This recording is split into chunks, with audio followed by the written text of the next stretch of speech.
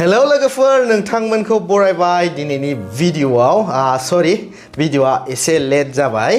बे चेनेलाव ट्राकखौ माबोरै सालायो डाम्पारखौ माबोरै सालायो आरो कारखौ माबोरै सालायो अलरेडी भिडियो दंजोबखासै स' नोंथांमोना नायाखैबा थांनानै नायदो डिस्क्रिप्शनाव लिंक दङ दिनैनि बे भिडियोआ रड सिगनेल आरो ट्राफिक सिगनेलनि जागोन बबे सिगनेला बा बबे छबिया मा फोरमायो स' बेखौ जों नायगोन नोंथांमोना भिडियोखौ मोजां मोनोबा लाइक खालामबानो जाबाय आरो चेनेलखौ दासिमबो साबस्क्राइब खालामाखैबा साबस्क्राइब खालामनानै लादो आरो फेसबुकआव जुदि नोंथाङा नायदोंबा पेजखौ फल' खालामबानो जाबाय स' बिदिबा स्टार्ट खालामसै दिनैनि भिडियोखौ फार्स्टआव दं बेखौ बुङो ट्राफिक लाइट सिगनेल स' नोंथांमोना बेखौ टाउनाव गिदिर टाउनाव ओमफ्राय नेशनेल हाइवे अबावबा बे क्रसिंआव नुनो मोनगोन जि जायगायाव बांद्राय जाम जायो बिहिर जायो बे जायगायाव बे थायो स' नोंथांमोनाथ' बेखौ क्लास 4, 5 बा 2, 3 आवनो मोनदों जानांगौ स' आंबो मोनदों बेखौथ' बयबो मिन्थिखायो स' गोजा गोमो गोथां मोनथाम गाबनि रं दङ बाहाय आरो लाइट जोङो स' गोजायानो जाहैबाय स्टप बे गोमोआ जोंबाथाय माने गोजा जानो हासिगौ आरो थाबैनो आरो गोथाङानो जाहैबाय ग्रीन सिगनेला ग्रीन जोंबाथाय माने बयबो आवगायदो थांदो आरो जुदि लाइन जानानै जाम जानानै गोजा जोंनानै दङबा ग्रीन सिखारना होबाथाय बयबो थांनो हाबाय आरो स' बेनो गोजाया जाहैबाय स्टप गोमोआ जाहैबाय रेडि ओमफ्राय ग्रीनआ जाहैबाय गो स्टप रेडि एन्ड गो दाना जों रड सिगनेलखौ नायनोसै दा बेनो मेन स' बेखौ नोंथाङा बुजियाबा गिदिर टाउनाव गुबुन देशाव बायहेरायाव गारि सालायनो बिराद गोब्राब जायो स' जों गासिबो सिम्बलफोरखौ कभार खालामजोबनो हानाय नङा माखासे जि इम्परटेन्ट बेखौल' कभार खालामगोन नायगोन बबे सिगनेला बा बबे छबिया बबे सावगारिया मा फोरमायो बेखौ जों हानाय सिबांखौ कभार खालामगोन आरो भिडियोआबो फुरा कभार खालामोबा बिराद गोलाव जागोन बेनिखायनो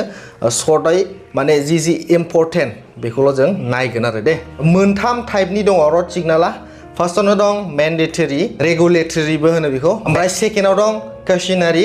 वार्निं सिगनेल बियो कशनारिबो होनो वार्निंबो होनो आरो वार्निं माने सिगाङाव हाखर दं बा बैयाव टार्निं दं होननानै वार्निं होयो आरो थ' बेखौ बुङो कशनारि आरो मोनसेया जाहैबाय इनफर्मेटरिया जाहैबाय नोंनो इनफर्म होग्रा आरो जेरखम आगोलाव हस्पिटाल दं आगोलाव पेट्रल पाम्प दं बेखौ होनो इनफर्मेटरि इनफरमेसन सिगनेल आरो थ' जों फार्स्टनिफ्राय नायनोसै मेन्डेटरिनिफ्राय बबे छबिया मा फोरमायो थ' फार्स्टआवनो दं रेगुलेटरि साइन माने बियो जाहैबाय मेन्डेटरि आरो जुदि बिदि गल बर्डआव नुदोंबा नोंथांमोनहा माबेबा छबिफोर बा माबेबा सावगारि लिरनाय दंबा नोंथांमोनहा बेखौ मोजाङै नायनानै मास्ट फल' खालामनांगौ आरो एकदम बे जुदि गल लिरनायखौ नोंथाङा फल' खालामाखैबा बा मानियाखैबा बेहाय 100% चालान जागोन आरो चालाननि अनगायै दस्राबो केसफोरबो जानो हागौ आरो स' बियो मेन्डेटरिखौ माने मेन्डेटरि नालाय मेन्डेटरि एकदम मानिथारनांगौ आरो दे बे गल बर्डआव लिरनायबा नोंथांमोनहा मानियालासिनो गारिखौ सालायनो नाङा एकदम मास्ट फल' खालामनांगौ आरो दे दा फार्स्टआवनो दं मेन्डेटरि बर्डआवहाय गल लिरनायावहाय बे जाबाय स्टप स' नोंथांमोनाथ' मिथिखायो स्टप बा मा स्टप माने थाथ'नांगौ नोंथांमोना थानानै सिगाङाव चेक पइन्टफोर दङबा पुलिस चेक पइन्ट बा अबेबा बर्डारनि चेक पइन्ट जेरखम जोंनि बे चिरां दादगारि एरियायाव बे स्टप सिगनेलखौ नुबाथाय गारिया एकदम स्टप थाथारनांगौ आरो मेन्डेटरिथार दे स' नेक्स्ट सिगनेलाव दं जोंना नो एन्ट्रि दे नोंथांमोनहा जुदि बिदि सिन नुदोंबा गल बर्डआवहाय बेजों मालाबाबो एन्ट्रि दालासै बा दा थांसै बे लामाजों आरो दे दस्रा लामा लादो बा दस्रा गिदिंनानै दस्रा लामाजों थांफिनदो स' नेक्स्टआव दं बे सिगनेल स' बे सावगारिया फोरमायदों बेजों माने साइकेल थांनो मोना आरो साइकेल प्रहिबिटेड साइकेल सोनो मोना अनलि गारि थांग्रा लामा बियो अबेबा स्पिड खारग्रा नेशनेल हाइवेफ्राव थायो बियो माने बारस'नाङा बेजों बेफोरबायदि आरोना साइकेला खारदेरोबा डिस्टार्ब जायोना अबेबा बे एक्सप्रेस हाइवेफ्राव बेफोरबायदि एक्सप्रेस हाइवे बा नेशनेल हाइवेआव थायो बे माने साइकेल सोनो मोना बेजों जेरखम बै यमुना एक्सप्रेसफोर हाइवेआव बिदियाव थागोन बे सिगनेला स' बबेबा माने एक्सप्रेस हाइवेआव थायो आरो बे माने बिदि नुदोंबा साइकेलखौ दासोसै आरो मानोना बे मेन्डेटरि सिगनेल नालाय आरो नेक्स्टआव दं बेबो बिदिनो पेडेस्ट्रियान प्रहिबिटेड माने बेजों थाबायनो मोना आरोखि मानसिया बिदि रिस्की जायो नालाय गिदिर गिदिर नेशनेल हाइवे बा एक्सप्रेस हाइवेआव बेहाय फुल स्पिडाव गारि थाङो 100 120 130 80 90 बिदि स्पिडाव थाङो बेखायनो मानसिखौ बेजों थाबायनाङा होननानै मेन्डेटरि बर्ड लागायो आरो नेक्स्टआव दं बे सिगनेला जाबाय लेफ्ट टार्न प्रोहिबिटेड माने आखिजों थांनो मोना आरो एकदम कम्पालसारि मानिनांगोन बेखौ आखिजों हाबालाबानो सिदा थांनानै बा बबेबा गुबुन मोनसे लामा नागिरनानै हाबनांगोन बे नेक्स्टआ जाहैबाय राइट टार्न बेबो एखेयानो माने राइट टार्न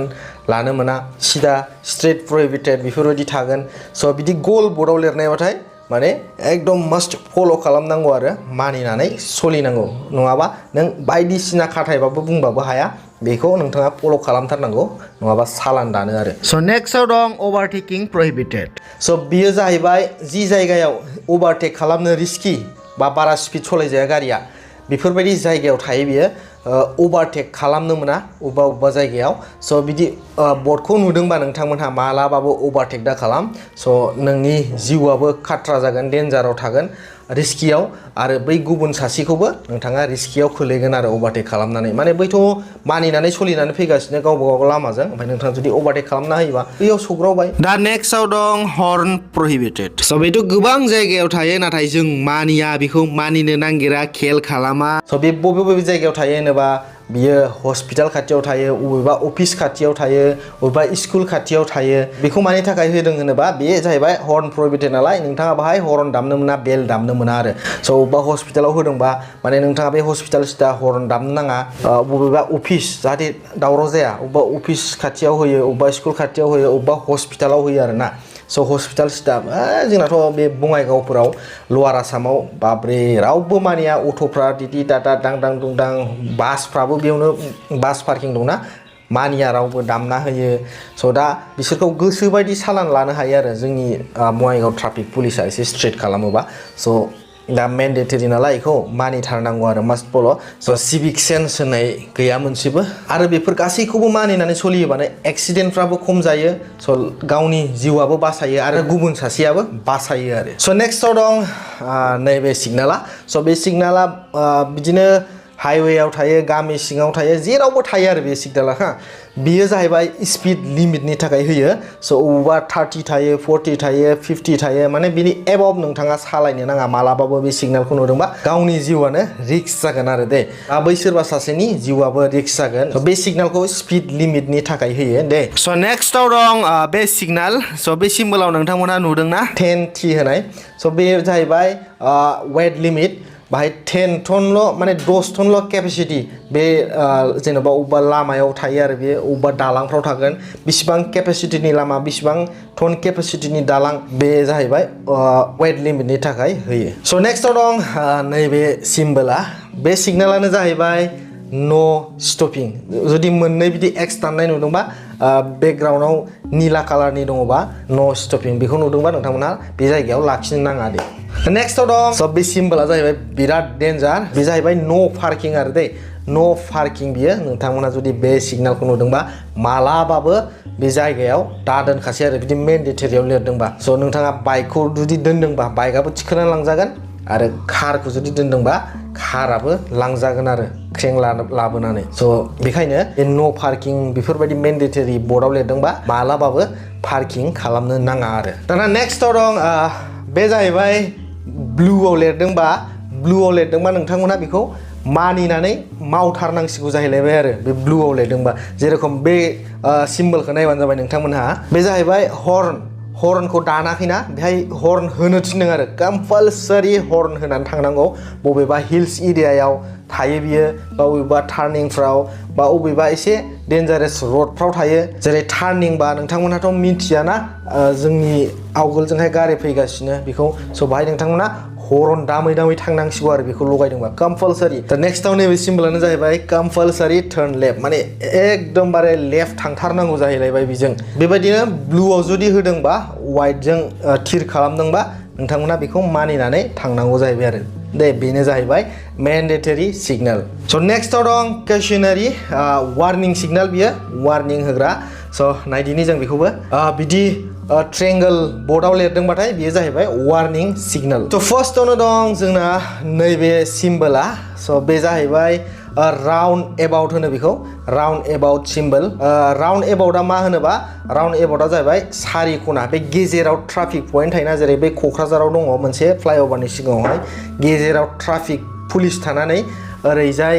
गिदिं खननाय जेन'बा मोनब्रैबो लामा सारियालि स' बिदि थानायखौ राउन्ड एबाउट होनो आरो दे नोंथाङा बेखौ गिदिं खननानैसो थांनांगौ आरो जेरखम आगदाजों थांनोबा नोंथाङा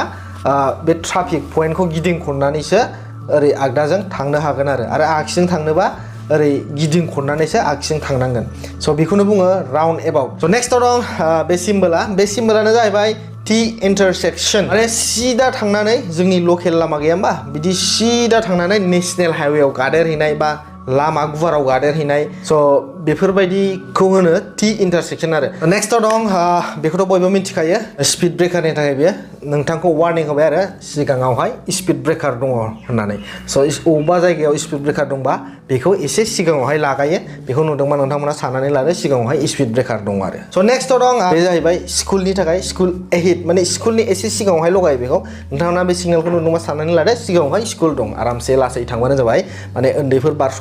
बारला बेफोरबायदि जायो आरोना स' बेखायनो बेखौ नुदोंबा नोंथांमोना साननानै लादो सिगाङाव स्कुल दं बयबो मिथिखायो नेक्स्टआव दं बे सिम्बोला जाहैबाय नेर' ब्रिज माने गुसेब दालां स' अबेबा दालाङा लामायाथ' गुवार जागोन ओमफ्राय थांनानै दालाङा गुसेब जाहैयो जोंनियाव बै सामथाइबारि होननायाव दङ ओरै सामथाइबारिनिफ्राय भुटान हाबोबा बेहाय बेबायदि दालां दं आरो मोननै मोनथामसो लामाया गुवार जाबाय गंनै एरायजायो ओमफ्राय दालाङाव मोनफैबा गुसेब आरो स' बेखौनो बुङो नेर' ब्रिज स' बिदि दालांनि एसे सिगाङाव थायो बेयो नोंथाङा बेखौ नुदोंबा साननानै लादो सिगाङावहाय गुसेब दालां दं एसे थाल लायै थांनाया मोजांसै आरो स' सोरबा गारिया सोदेरबा नोंबो सोदेरफानाय बेफोरबायदि खालामनाङा बेखौ नुदोंबाथाय आरामसे नोंथाङा थाथ'नानै थांहोगोर आरामसे लासै थांबानो जाबाय आरोना सेफटि नेक्स्टआव दं बे सिम्बोलाबो जाहैबाय नेर' रड एहेड माने सिगाङावहाय नोंथाङा गिदिर लामा बा नेशनेल लामाजों थांबाय ओमफ्राय अबेबा ससे लामायाव फुवार जाथाव एबा उसुबिदा लामायावहाय गुसेब मोनसे अबेबा लामायाव थायो आरो बेफोरबायदि जुदि नोंथांमोना बेखौ नुदोंबा साननानै लादो आवगोलावहाय सिगाङाव गुसेब लामा मोनसिगोन होननानै दे बेखौनो बुङो नेर' रड एहेड माने सिगाङावहाय गुसेब लामा दं नेक्स्टआव दङ बे सिम्बोलानो जाहैबाय रेलवे क्रसिंनि जुदि बहाबा रेल साइथिं बारनांगौबा बियो एसे सिगाङाव थायो स' नोंथांखौ वार्निं होयो आरो बेखौ नुदोंबा नोंथांमोना साननानै लादो सिगाङावहाय रेलवे क्रसिं साइथिं दङ रेलवे सिगाङावहाय स' बे सिम्बोलानो जाहैबाय स्टेप एसेन माने बिनिफ्राय गोजौ आप थांनांसिगौ आरो स' बिदि जायगायाव बे थायो स्टेप एसेन माने आपआव थांनाय आरो स्टेप डिसेन्ट माने डाउनाव ओंखारनांसिगौलाय बेफोरबायदि आरो स' वार्निं बेबो मोनसे वार्निं सिम्बल स' बेखौ नुदोंबा नोंथांमोनहा आरामसे डाउनाव लासै ब्रेक मारनानै थांदो बा आपआव गाखोदोंबा आपआव लासै आरामसे मोनसे लेभेलाव स्पिड मेनटेन खालामनानै गाखोबानो जाबाय आरो नेक्स्टआव दं बे सिगनेल स' बे सिगनेलानो जाहैबाय फलिं रक्स होनो बेखौ स' जि जायगायाव लेन्डस्लाइड जायो बा अन्थाइ अनला गोलैयो बिदि जायगायाव थायो बे सिम्बोला स' नेक्स्टआव दं नैबे सिम्बोल स' बे सिम्बोलानो जाहैबाय बिराद इम्परटेन्ट आरो जोंनि इन्डियायाव मानिनो नागिरा फ्रायावनो जोंनि इन्डिया माने जोंनि नर्थ इस्टआव आरो ना स' बेनो जाहैबाय जेब्रा क्रसिं स' जेब्रा क्रसिंखौ जोंनियावहाय बांद्राय रेसपेक्ट खालामा मानिनो नागिरा स' दस्रा काउन्ट्रिफोराव जेरै भुटानावनो जोंनि खाथिनि देशआवनो बिराद मानियो आरो स' बेखौ जुदि नोंथाङा मानियाबाथाय बिसिना बिराद बुरजा फाइनखा आरो स' मानसि थाबायबाय थादोंबाबो जोंना पि हरन दामनानै बेल दामनानै सोमलांथारखायो आरो मानिखाया बारहोग्रा मालाबाबो स' बे जेब्रा क्रसिंआनो जाहैबाय मानसि बारस'ग्रा स' बे मानसि बारस'ग्रायाव मानसि थाबायबाय थादोंबा नोंथाङा मालाबाबो हरनबो दामनो मोना बेवहाय रुल्सआव आरो ओमफ्राय मालाबाबो बारखाङागौमानि नोङो थांनो मोना आरो एरखे एरखा खालामनानैबाबो दे स' बेखौनो बुङो जेब्रा क्रसिं स' दा बे सिम्बोला वार्निं सिम्बोल आरो सिगाङावहाय जेब्रा क्रसिं दं नोंथाङा नायनानै थां नोंथांखौ वार्निं होनायनि थाखाय आरो स' नेक्स्टआव दं बे सिगनेला स' बे सिम्बोलानो जाहैबाय वाइ इन्टारसेक्सन माने वाइ इन्टारसेक्सन रड दङ आरोखि आवगोलावहाय स' नोंखौ वार्निं होबाय माने नोंथाङा अबावबा थांनोबा मोननै लामा गावहैबा आन्दायामबा स' बेनि थाखायनो वार्निं होखाबाय एसे अबेजों थांनांगौ आन्दाज खालामखादो आरोखि स' सिदा थांनानै मोननै लामा गावहैनायखौ वाइ इन्टारसेक्सन रड होननानै बुङो दे स' नेक्स्टआव दं जों दाना इनफर्मेटरिखौ नायनोसैलाय स' इनफर्मेटरियानो जाहैबाय इनफर्मेशन सिगनेल स' नोंथांनो इनफर्म होनाय आरो जेरखम सिगाङावहाय पेट्रल पाम्प दं आवगोलावहाय हस्पिटाल दं आवगोलावहाय बाजार दं आवगोलावहाय रेस्टुरेन्ट दं स' बेखौनो बुङो इनफर्मेटरि दे इनफर्मेटरि सिगनेल बिनि बर्डआ जाहैबाय सारि खना जायो सारि खना बर्ड जाहैबाय एसे गोलाव गिदिरबो जायो अबेबा बै लामाफ्राव लिरनाय थायोना जेन'बा गुवाहाटी इसिखिनि किल'मिटार क'क्राझार इसिखिनि किल'मिटार स' बेफोर बर्डखौ गासिखौबो इनफर्मेटरि होननानै बुङो आरो दे स' फार्स्टआवनो दं नैबे सिम्बलानो जाबाय पेट्रल पाम्पनि थाखाय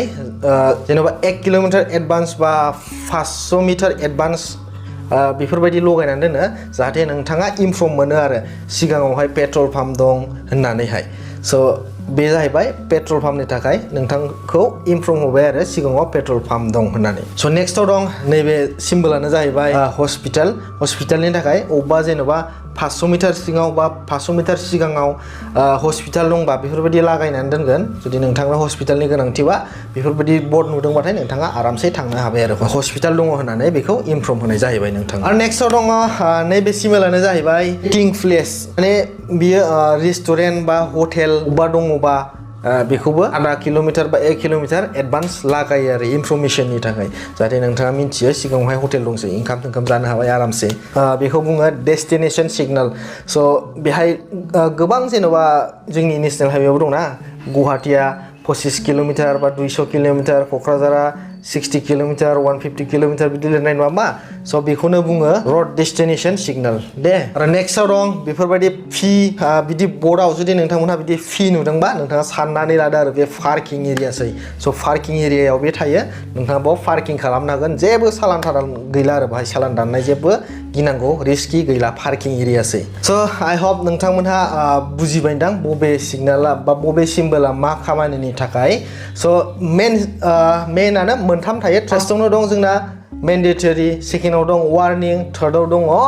इनफर्मेटरि आरो बे मोनथामल' थाखायो स' बे मोनथामखौ नोंथांमोनहा फल' खालामबानो जेबो एक्सिडेन्टनि खाथ्रा जाया आरो बेखौ फल' खालामनानै मानिनानै सोलियोबानो दा गारि घराजों आं एक्सपिरियेन्स दङ आं रोंखायो हाखायो होननानै फुरा स्पिडाव नों थांबाथ' जाया दस्राखौसो गिनांगौ जायो नङा होमबा नोंथ' एक्सपिरियेन्सबो जानो हागौ रोंखायोबो जानो हागौ स' बेलेगखौबो साननांगौ जायो आरोना जोंनाथ' एरियायाव बबेबा बायदि फुरा गावल' नुनाय बायदि एकदम फुल लाइट लागायनानै थाङो बाब्रे डिफारबो खालामा बै